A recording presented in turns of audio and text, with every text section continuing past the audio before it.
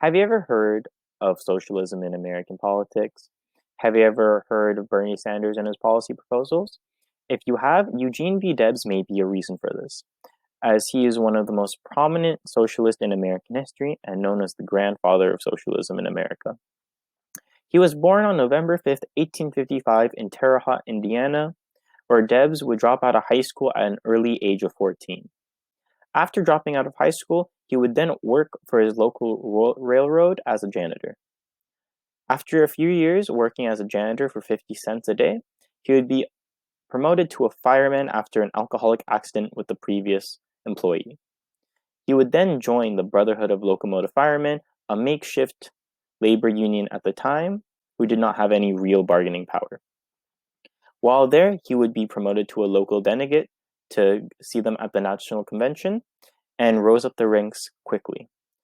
He acted as the Grand Secretary, Treasurer, and magazine editor all at the same time, while also going to business school. Debs would create the first professional railway union after seeing this mistreatment of workers and the lack of bargaining power the Brotherhood of Locomotive Firemen had.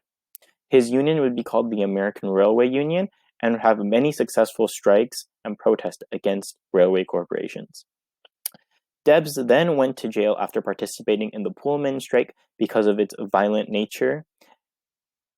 And after prison, Debs would found the Socialist Party of America after reading about it with a fellow inmate. Debs ran for president using this party 4 times and has been the most successful socialist candidate to date. He would found the Industrial Workers of the World Union, one of the first industrial workers' union not based on a trade or a craft.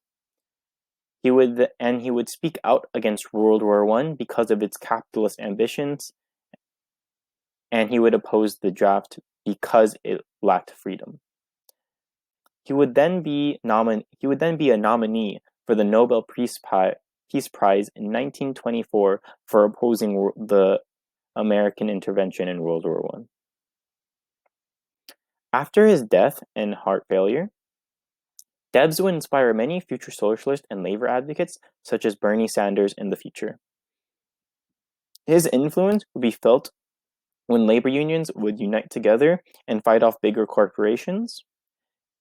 He had an inspirational influence on the child ban of labor in 1938 and the institution of the 40-hour work week.